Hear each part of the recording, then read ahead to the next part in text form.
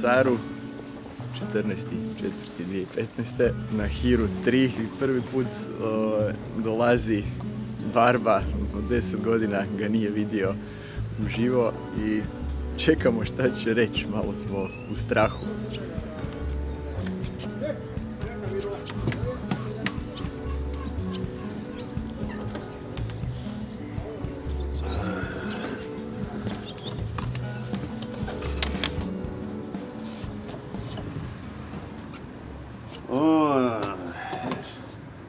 Borac moj. Pa dobro da idemo malo prvo, ajde po Pavlu, šta?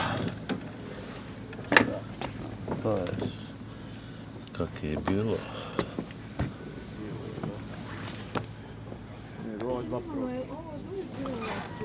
15 godina smo dizali sve, ispuštali 50, 70, jedan put 120 kila lanaca i sidara smo dizali sve na ruke, ne? A vin sam ugradio tek po povratku sa ove plovidbe oko svijeta.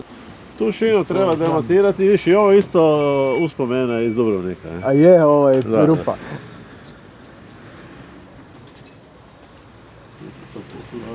To je dobro, ali viš, ovo su geleri.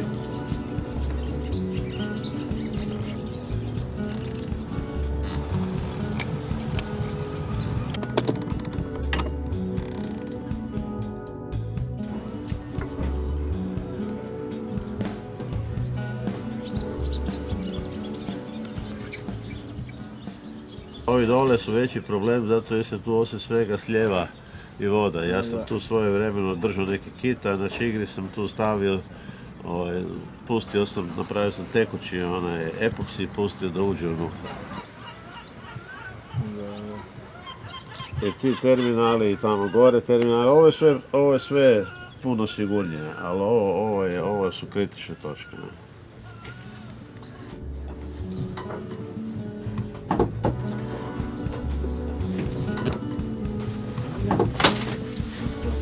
Imaš neki šraf sirovni? Ko kaže da nema rake na ovom brodu? Ja ne pijem žestoko, ali ovo nije svakodnevna prilika, ne? Prvo to.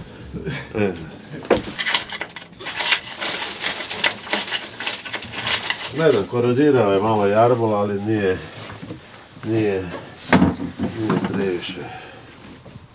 Tu je uvijek problem jer je to vlažno. Bez obzira sad na ovo, ne, jer kroz jarbol ulazi voda. Mislim, ja mu sad pregledao cijeli brod i malo mu se zapisala, ali ono kaj cijelo vrijeme ja razmišljam, aha, to je rakija. To je to. Da prestanem razmišljati. Bolje da početak. Ajde, da zajedno. Tako, prvo brodu. Živio. Živio. Branko, živio.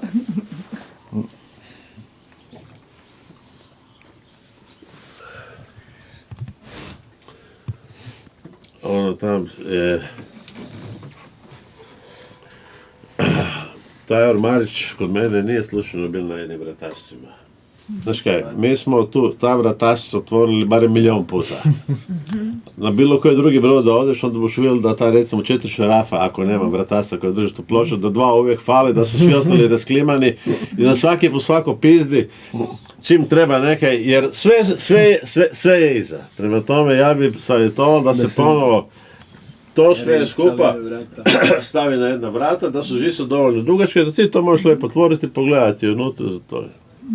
Svajle koje drže jarbol, one su po meni za promijeniti. Jarbol sam po sebi je sigurno u redu, njega treba izvući vani, očistiti, urediti, malo jarbol, ne, križevi su u redu sigurno, ali ovih 2 štraja i ove sartije bočne, to je nešto što, mislim da tu nema kompromisa. Ovo ne treba dirati jer ovo baš nema nikakve. Da baš sam htio pići šta to zapravo, šta je to? To sam ja napravio nakon prve plovidbe preko oceana. Sudbili su sve kolutorici na palubi gore. Onda kad ti nategneš tu na vinčeve sve gindace, sve koje imaš tu gore, ne, onda u principu je sila na palubi i paluba se hoće dići. I ovo sam napravila onda naknadno kao kontra toj sili. Ne. Dakle, meni se počela bila paluba dizati, to se može tu na ovom jedrenju kad smo išli bili preko Atlantika i natrag, tu se sad ne vidi, ali nama su u Orci toliko ta paluba dizala da se tu znalo po 3-4 mm dići ovo gore. Ne. I to sad se to lakirano pa se ne vidi. Ne. Dakle, ona je ovak radila. Možeš misliti kak je onda i tu radila. Ne. I onda dakle, nakon te prve ozbiljne plovidbe sam se napravio ovo tu, dakle tu gore ide na onu ploču i onu ploču vuče dole, dakle ovo je kontra svim silama koje dižu palubu.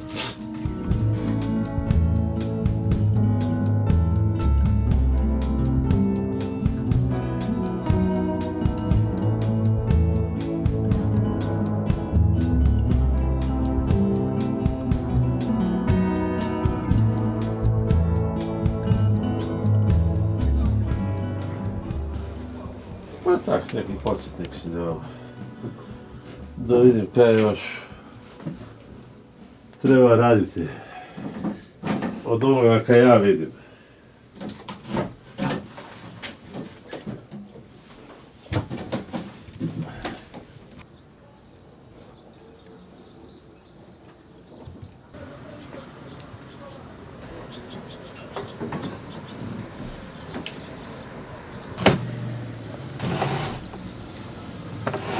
Konstruktivno je to, gledaj kako to ne može biti bolje napraviti. To nema takvoga broda koji ima ovako napravljeno. To su sve napravili u brodogradilištu. To tak danas nemaš naći ni približno ni jednu jedrilicu da ima takvu čvršćenu kobilicu i na kraju krajeva tako kvalitetnu kobilicu, to je posebno ovo nije baš najobičnije. To su sve stvari koje su. Zato on je siguran u principu, jer se te bitne konstruktivne stvari su sve u redu. Čuj, najgora stvar kaj ti se može desiti u stranom svijetu da ti neke pukne, ne? I onda ostaneš isti čas bez novaca, ne? I onakih imaš malo, a kad ti neke pukne, onda je gotovo taj čas, ne? Pukne neke ovako ozbiljno, ja sam se na toj prvoj plovidbi praktički bojao cijelo vrijeme samo toga da mi neke ne pukne. Radi toga ja nisam imao novaca. Mi smo se vratili, rekao sam, mi smo se vratili praktički bez jednog jedinog dolara natrag. Ne da mi se u Americi, na Karibima, da mi je neke puklo, da mi je neko ispostavio račun za $200, ja to ne mogu mi platiti. Na toj prvoj plovidbi sam se zakleo da neću nikad više otići na more sa tak malo novaca. Sa tak neizvjesnom financijskom konstrukcijom. Naprosto, čovjek živi previše u strahu. Ne mre se niš dopustiti. Možete se misliti da ja u godinu dana nisam izašao ni jedan po 12 broda, recimo da negdje nešto večeram. Nikakvu sitnicu, ne. Ako sam izašao s broda 3 puta vanje i popet 3 pive, evo, u godinu dana, ne. Tako da ti ležiš na nekakvoj plaži, tam nekako se čuje muzika i vidiš ljude kak idu tam, sjednu i popiju pivu i ti si ljubomoran od muke kad ti nemaš otići popiti pivu. Taj brod fantastično jedri, a odlično jedri u Orcu kad su najviše sile, ali onda je sve to tak napeto da stalno gledaš i kad je novo gledaš u to i samo se moliš Boga da ne pukne, ne? A pogotovo kad znaš da je brod, ja sam, ne znam, sad sam računao u auto koliko je prošao, možda je prešao 80-90 tisuća milja, ne, dakle, brod ima iza sebe dosta dugačku brazdu, ne.